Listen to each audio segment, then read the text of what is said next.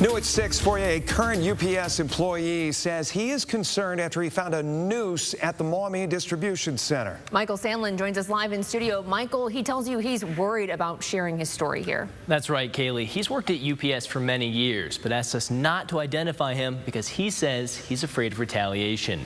He says he's made the disturbing discovery months ago and left him shocked and disgusted. You belong at UPS. That's what the company calls its rallying cry, promising a diverse and inclusive workspace. But this employee says his experience is completely different. Okay, so we found a noose in my work area. The longtime UPS employee says he walked into work and found this, a noose hanging in his workspace from the back of a truck on the morning of May 2nd of this year. You would think in Ohio these type of things in this day and age wouldn't happen. And it was appalling. But at the same time, it wasn't shocking with the history of the things that go on in the hub in Maumee. He says he worked at UPS when 19 workers filed a lawsuit against the same UPS distribution center in 2019. The case, filed in Lucas County Common Pleas Court, claimed the defendants have maintained a hostile work environment through these employment decisions, as well as by tolerating and failing to remedy known racist comments and conduct, such as hanging nooses above the workstation of an African-American employee, distributing pictures of nooses, displaying a cell phone video hangman game with an African-American effigy, a gorilla face and target illustrations, posing a larger monkey doll dressed as a UPS employee at the top of the ladder near the workstations of African-American employees, and comments such as using the N-word near African-Americans and referring to a minority neighborhood as N-wordville when refusing to deliver packages there. The case was later dismissed in federal court and resolved without the court's involvement. A UPS spokesperson wrote on the matter, quote, "The lawsuit was resolved years ago and the facility has new leadership." The employee I spoke with says at the time UPS did diversify its leadership team, but claims it didn't last. They brought black managers in to try to pacify us, kind of. And honestly, I think they ran them off.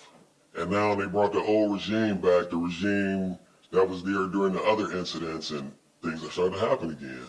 The company's sign outside the Maumee facility reads, "Not in our house."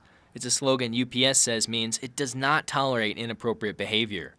I reached out to UPS on this newest matter as well. The company declined an interview, but provided this written statement.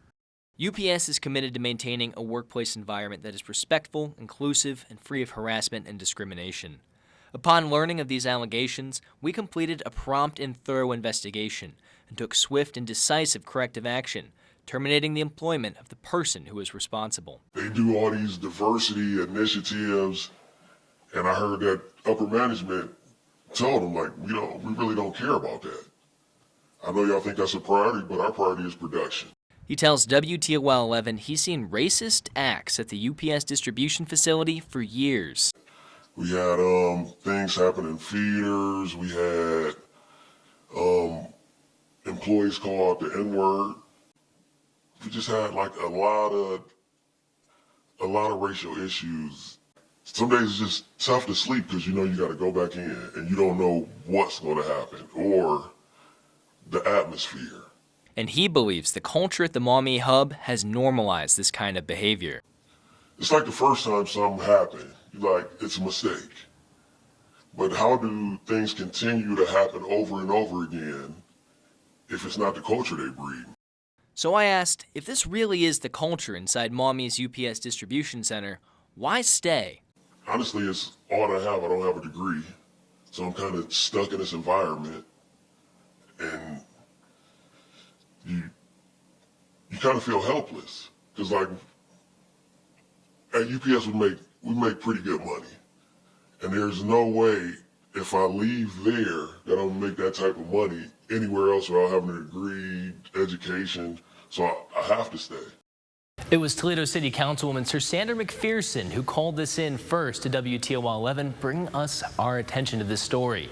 She says she was shocked to hear the allegation, but not surprised, and says it needs to be taught that racism will not be tolerated. So if you or someone you know has experienced workplace intimidation or racism, we want to investigate it. Email us directly at news@WTOL.com. We'll keep you updated as we continue to learn more. For WTOL 11, I'm Michael Sandlin.